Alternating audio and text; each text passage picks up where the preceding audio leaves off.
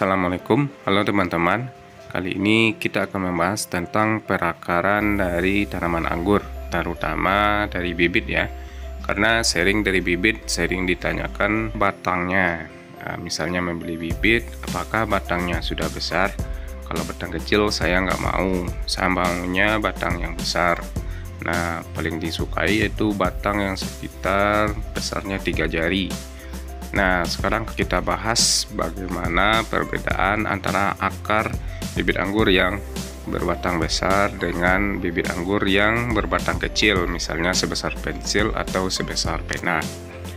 Nah, ini yang saya sedang pegang sekarang ini adalah bibit anggur dengan batang yang besar. Untuk fokus kita perhatikan akarnya. Nah, ini akarnya, coba teman-teman lihat. Akarnya seperti ini. Untuk bibit yang sebelah kiri, yang ini akarnya lumayan rata ya. Setiap sisi ada akarnya. Dibandingkan dengan yang sebelah kanan, ini akarnya berukuran lumayan cukup besar. Ukurannya kasar ya. Nah, seperti ini. Jadi sekeliling ada beberapa akar, tapi pertumbuhannya kurang bagus.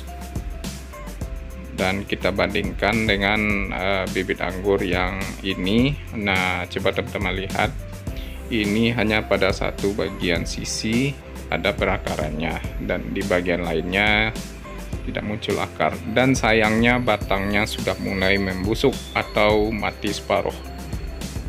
Ini sangat jelas ya, akarnya muncul hanya pada satu sisi saja, dan sisi yang lain tidak muncul akarnya. Nah, pada bagian tidak muncul akar ini biasanya batangnya akan mengering atau mati separuh. Sekarang kita bandingkan dengan bibit anggur dengan batang atau rostoknya yang kecil, hanya sebesar pensil atau sebesar pena. Mari kita cek nanti perakarannya. Nah, kita lihat pertumbuhannya, bibitnya lumayan bagus ya. Bisa dikategorikan bagus dengan pertumbuhan seperti ini. Nah, sekarang kita bongkar bagaimana bentuk akarnya, apakah banyak atau ukurannya bagaimana. Nah, setelah dibongkar media tanam, nah inilah akar dari bibit anggur dengan memakai batang sebesar pena atau pensil. Coba teman-teman lihat, jadi sekelilingnya muncul akar. Dan akarnya juga lumayan berukuran besar atau kasar. Nah, pada rostok seperti ini biasanya batangnya akan tumbuh secara keseluruhan. Nah, kita bongkar satu lagi. Ini adalah rostok yang kedua dengan batang sebesar pena atau pensil. Kita robek aja polybagnya ya, karena akarnya sudah terlalu banyak dan sudah memenuhi lubang polybag. Jadi kalau dipaksa nanti bisa putus. Jadi seperti inilah akar pada batang anggur atau bibit anggur dengan ukuran sebesar pensil atau pena. Nah, coba teman-teman lihat. Akarnya juga termasuk besar dan kasar ya, bagus-bagus. Ini jenisnya adalah Isabella. Jadi akarnya bertipe memanjang. Nah, ini serabutnya pada bagian ujung, tapi di sekeliling batang tumbuh secara merata akarnya. Jadi ini pertumbuhan ke batang bibit cukup cepat. Jadi pertumbuhan batangnya biasanya bagus karena tidak ada mati separuh. Nah, sekarang kita coba cek dengan rostok atau batang bawah jenis Red Master. Nah, ini perbandingan daunnya ya. Jadi berbeda, sebelah kiri Isabella dan sebelah kanan ini adalah Red Master. Jadi mari kita coba lagi bongkar polybagnya, kita perhatikan akarnya. Nah, inilah akar dari jenis Red Master yang juga sebesar pensil atau pena. Jadi akarnya lebih serabut ya kalau Red Master dan merata di sekelilingnya. Nah, seperti ini, akarnya lebih berbentuk serabut. Nah, inilah perbandingannya. Bagus-bagus ya kalau akar dari batang yang sebesar pena atau pensil. Nah, saya ambil lagi contoh dari batang atau bibit anggur yang berukuran besar sebesar 3 jari. Nah, coba perhatikan teman-teman bagaimana akarnya. Ini yang ketiga ya. Nah, karena polybagnya sudah ini, kita robek aja. Nah, coba teman-teman lihat. Hanya pada bagian satu sisi dan sisi lainnya tidak muncul akar. Nah, seperti ini keadaannya.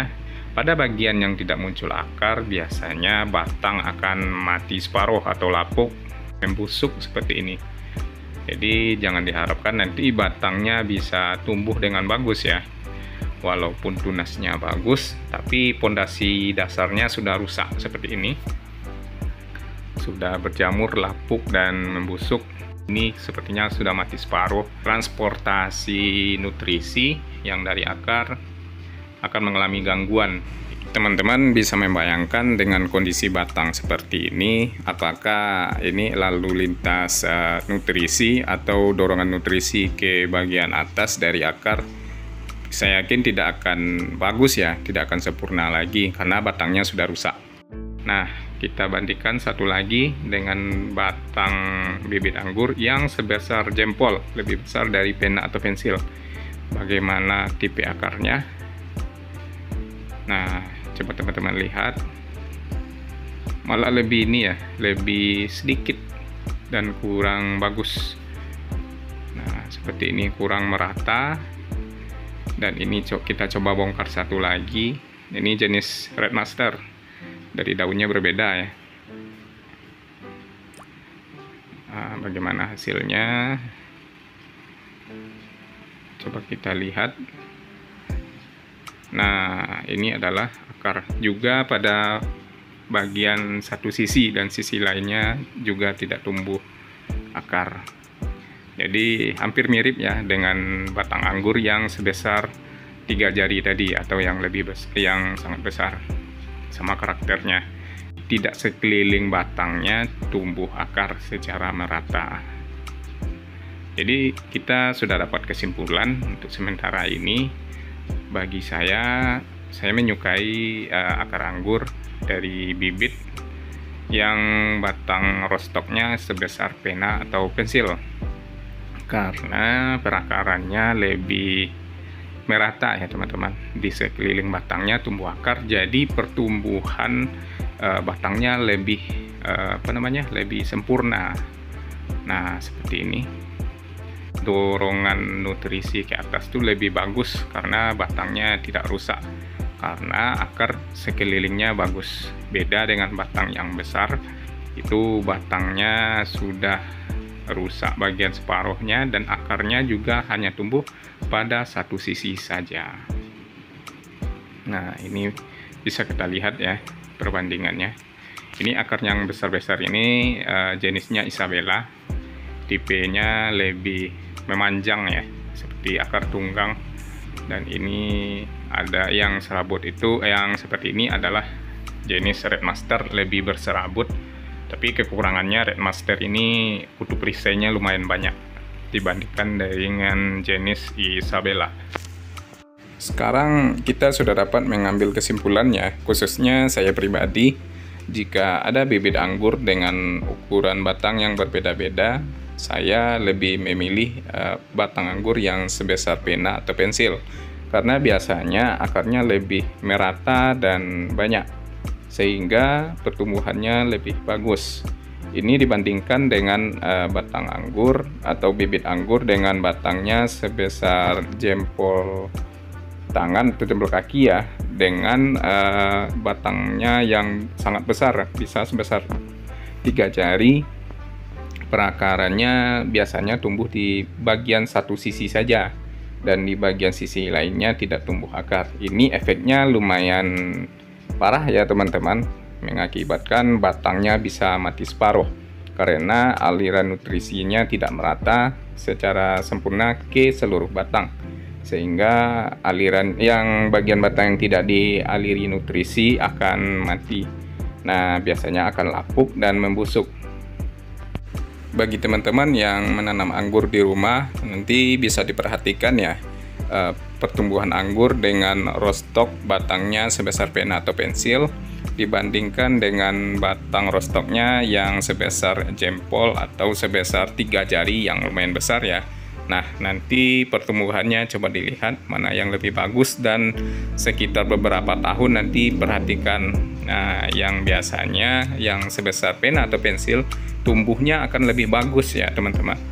Pertumbuhan batangnya jelas merata dan sempurna dibandingkan dengan rostok yang punya batang besar, biasanya akan lapuk terutama di bagian separuhnya. Nah, ini biasanya akan membuat pertumbuhan tiba-tiba terhenti atau stagnan. Itulah efeknya karena perakarannya tidak merata di sekeliling batang, akhirnya mengakibatkan kayu yang dari batang besar itu melapuk dan membusuk. Oke, demikianlah, semoga bermanfaat. Terima kasih dan wassalamualaikum.